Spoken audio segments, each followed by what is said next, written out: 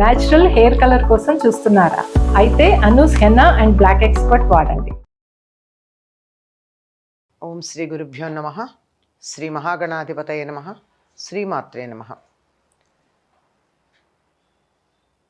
కర్కటే పూర్వఫల్గుణ్యాం తులసీకాననోద్భవాం పాండ్యే విశ్వంభరాం గోదాం వందే శ్రీరంగనాయకీ. నీళాతుంగస్తనగిరితటీ సుప్తముద్బోధ్య కృష్ణం పారార్జం స్వం శృతిశతశిరసిద్ధమధ్యాపయంతి స్వోచ్ఛిష్టాయాం స్రజినిగళితం యా బలాత్కృత్య భుంక్తే గోదా తస్యై నమ ఇదమిదం భూయ ఏవాస్తు భూయః. శ్రీ భూనీలా సమేత గోదా రంగనాథ స్వామినే నమః. మాయనై మన్నువడ మధురై మైందనై తూయ పెరునీర్ யமுனை துழைவனை அயர்குலத்தினில் தோன்றும் மணிவிளக்கை தாயை குடல் விளக்கம் செய்த தாமோதரனை தூயோமாய் வந்து நாம் தூமலர் தூவித்தொழுத்து வாயினால் பாடி மனத்தினால் சிந்திக்க போய பிள்ளையும் புகுதருவா நின்றவும் தீயினில் తూసాగుం సెప్పేలోరెంబావాయ్. 5వ నాటి బ్రాహ్మీ ముహూర్తంలో గోదాదేవి నిద్ర మేల్కాంచి తాము చెయ్యవలసిన పనేమిటో చెప్తూ ఉంది. ఎందుకు చేస్తున్నారో ముందు చెప్పింది. 3 నెలలు వానలు పడి పంటలు బాగా పండి తాము చేసేటటువంటి ఈ వ్రతం యొక్క ఫలంగా దేశమంతా సుభిక్షంగా ఉండాలి. పొదుగు దగ్గరకు కుండలు చేర్చగానే పాలు వాటంతటవి పితకబడుతూ ఉండాలి అని చెప్పడం జరిగింది. అటువంటిది ఇప్పుడు ఇంకా ఏం చెప్తోంది? తమ వ్రతం ఏ విధంగా చేస్తున్నారో చెప్తూ ఉంది. ఏమని? ఆశ్చర్యకరమైన చేష్టలు గలవాడు. మాయనై అంటే మాయ చేసేవాడు. మాయ చేసేవాడంటే ఇలా మాయలు మంత్రాలు చేస్తాడని కాదు. అసలు మనకు ఆశ్చర్యం కలుగుతుంది. ఇలా ఎలా చేయగలిగాడు? 7 ఏళ్ళు లేవే కొండనెత్తాడన్నారు. అది మామూలు వాళ్ళకి సాధ్యమవుతుందా? మాయ అంటే ఏమీ లేదంటారు. ఆధ్యాత్మికవేత్తలు చెప్పే మాట ఏమిటంటే సృష్టిలో రహస్యం కానీ మాయ కానీ ఏదీ లేదు. మనకు అర్థం కాని దాన్ని మనం మాయా రహస్యం అనుకుంటూ ఉంటాం అంతే అని. అటువంటి ఆశ్చర్యకరమైన చేష్టలు కలిగిన వాడు, ఎల్లప్పుడూ భగవత్ సంబంధమును కలిగిన ఉత్తర దేశంలో మధురా నగరాన్ని నిర్వహించేవాడు. వడమధురై, వడ అంటే ఉత్తరం అని అర్థం, ఉత్తర దిక్కని అర్థం. వడమధురై అంటే ఉత్తర దిక్కున ఉన్నే మధురని ఉన్నవాడు. ఇక్కడ వీళ్ళకి దగ్గర ఉన్నటువంటిది దక్షిణ దిక్కున ఉన్నటువంటి మధురా నగరం, అది ఉత్తర దిక్కున ఉన్న మధురా నగరం. ఆ మధురా నగరాన్ని నిర్వహించేవాడు. పవిత్రము అగాధము అయిన జలము గల యమునా నది రేవే తనకు గుర్తుగా కలవాడు. యమునా నది చాలా లోతుగాను ఉంటుంది, నీరు చాలా పవిత్రమైంది కూడా. కృష్ణుడు అనంగానే గుర్తొచ్చేదేమిటి? ఆయన శరీరం నల్లగా ఉంటుంది, యమునా నది నీరు నల్లగా ఉంటుంది. ఆయన ఎవరినైనా పిలిస్తే ఎక్కడికి వస్తారు? సంకేతంగా యమునా నది గురించే చెప్తాడు. అటువంటి యమునా నది, అగాధంగా ఉండేటటువంటి యమునా నది గుర్తుగా కలిగినటువంటి వాడు. గోపవంశాన్ని ప్రకాశింపచేసేటటువంటి మంగళ దీపం లాంటివాడు. తల్లి యశోద గర్భాన్ని ప్రకాశింపచేసేటట్టుగా ఉండి, తల్లి గర్భం ప్రకాశించటం ఏమిటి? ఆవిడ గర్భంలో ఈయన ఉన్నాడా? పాపం కాదు. విషయం ఏమిటంటే యశోద కుమారుడు అని చెప్పుకుంటాం కదా, ఆయన తల్లి చేత కట్టబడినటువంటి గుర్తు కలిగినవాడు. పొట్ట మీద దామోదరుడైనటువంటి వాడు కృష్ణ. అటువంటి కృష్ణ భగవానుడి దగ్గరికి మనం పవిత్రులంగా వచ్చి మనం పరిశుద్ధంగా ఉండడంతో పాటు పరిశుద్ధమైన పుష్పాలతో ఆయన అర్చన చేసి, ఆయనకు అంజలి ఘటించి, నోటితో కీర్తించి, మనసారా ధ్యానించి మన పూర్వ సంచిత పాపరాశి ఆగామి పాపరాశి అగ్నిలో పడిన దూది పింజల్లాగా భస్మమైపోయేటట్టుగా ఆయన్ని సేవించుకుందాం. పైన చెప్పినవన్నీ భగవానుడైనటువంటి కృష్ణుడి యొక్క లక్షణాలు.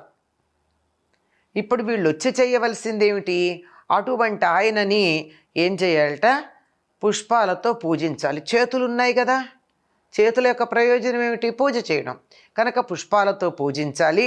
ఆ తరువాత వాక్కుంది గనక ఆ నోటితో కీర్తించాలి, మనసుంది గనక మనస్సుతో ధ్యానం చెయ్యాలి. అంటే త్రికరణ శుద్ధిగా మనో వాక్ కాయ కర్మల చేత మనకర్మ, వాక్ కర్మ, కాయకర్మ మూడింటితో, చేత్తో చేయడం కాయకర్మ, ధ్యానించటం మనసుతో చేసే కర్మ, కీర్తించటం నోటితో చేసే కర్మ. వీటి ద్వారా ఆయన్ని అర్చించి సేవించుకుంటే మన పాపరాశి అంతా అగ్నిలో పడిన దూదిలాగా భస్మం అవుతుంది. ఆ పాపరాశి ఎట్లాంటిది? ఆగామి సంచితం. సంచితం అంటే పూర్వజన్మలలో జాగ్రత్త పెట్టుకోబడినది. మనం సంచి అనే పదం వాడతాం, ఇలా మూట కట్టుకుని తెచ్చుకున్నది, పూర్వజన్మలలోంచి తెచ్చుకున్నది సంచితం. ఆగామి ఇప్పుడు చేస్తున్నటువంటి పనుల వల్ల మనకి లభ్యమవుతూ ఉండేది, మనం పొందబోతూ ఉండేటటువంటిది ఆగామి. ఈ రెండు కర్మలు పోతాయి. ఇంకేముందండి? ఇంకా మిగిలింది వర్తమానం. ఈ రెండింటి యొక్క జ్ఞానం కలిగి ఉంటే వర్తమానంలో మనకి ఇటువంటి కర్మ మిగిలి ఉండదు. అలా అయిపోతాయి. మనం వెళ్ళి ఆయన్ని సేవించుకుందాం. ఆయన ఎట్లాంటి వాడు అంటే గుర్తులు చెప్పేశారు. మధురా నగరానికి అధిపతి, యమునా నదీ జలాలే గుర్తుగా ఉండి గుర్తించడానికి వీలైన వాడు, గోపవంశానికి మంగళదీపం లాంటివాడు. ఆ వంశం యొక్క ప్రఖ్యాతి ఈయన వల్ల పెరుగుతూ ఉంది. అన్నిటికన్నా మించేమిటో తెలుసా? యశోదాదేవి కట్టినటువంటి తాడు యొక్క గుర్తుని పొట్ట దగ్గర ఉంచుకుని దామోదరుడనే పేరుతో ప్రఖ్యాతి చెందాడు. ఆయనకి దామోదర నామం చాలా ఇష్టం. దామము అంటే తాడు అని అర్థం. ఉదరము పొట్ట మీద తాడుతో కట్టినవాడు. పొట్ట మీద తాడుతో కట్టినవాడు అంటే ఇది ఆధ్యాత్మికంగా చాలా పెద్ద విశేషమైనటువంటి అర్థం ఉంది. కానీ కృష్ణుడుగా దామోదరుడు అంటే తల్లి తాడితో కట్టేసింది. కట్టేస్తే ఏం జరిగింది? ముడేస్తారు కదండి, ఇలా తాడు కట్టి ఇలా ముడి వేస్తారు. ఆ ముడి పాపం గుచ్చుకుంది. ఈ నల్లని వాడికి కూడా ముడి గుచ్చుకుంటే అక్కడ మచ్చ పడిందిటండి. మరి ఆ మచ్చ ఎలా కనపడుతుందో మనకి తెలియదు.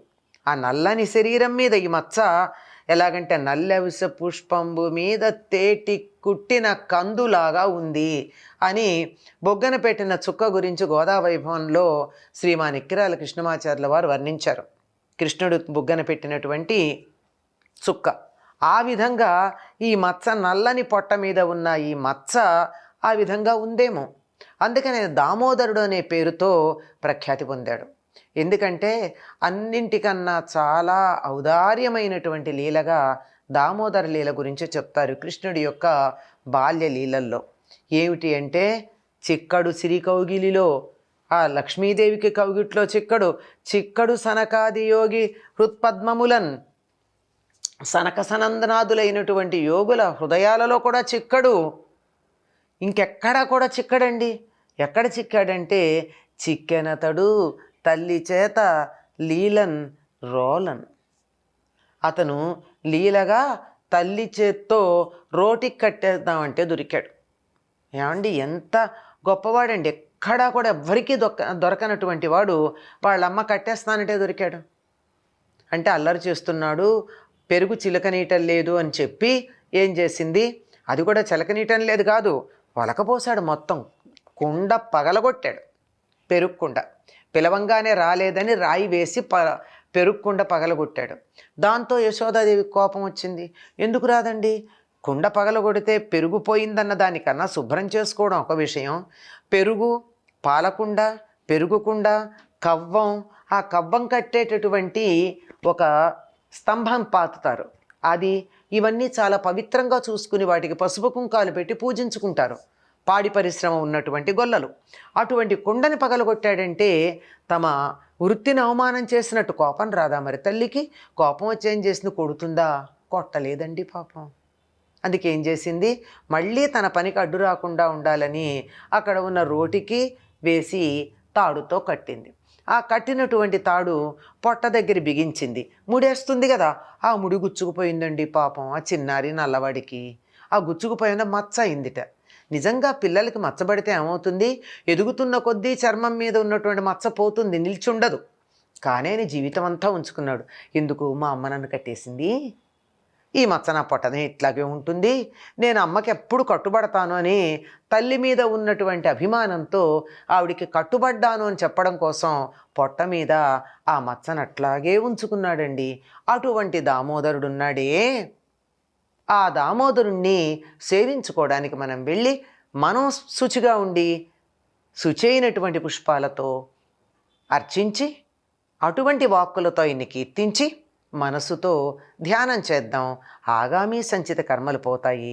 రండి రండి, మనం చేయాల్సిన పని ఇది అని చెప్పి గోపికలంటే ఎవరు, నందవ్రజంలో వాళ్ళు కాదు, శ్రీవిల్లిపుత్తూరులో ఉన్నటువంటి గోదాదేవి చెల్లులు, వాళ్ళందరినీ తాను గోపికలుగా భావించుకుంది గనక రండి రండి అని చెప్పి వాళ్ళని తనతో స్నానవ్రతానికి తీసుకుని బయలుదేరింది గోదమ్మ.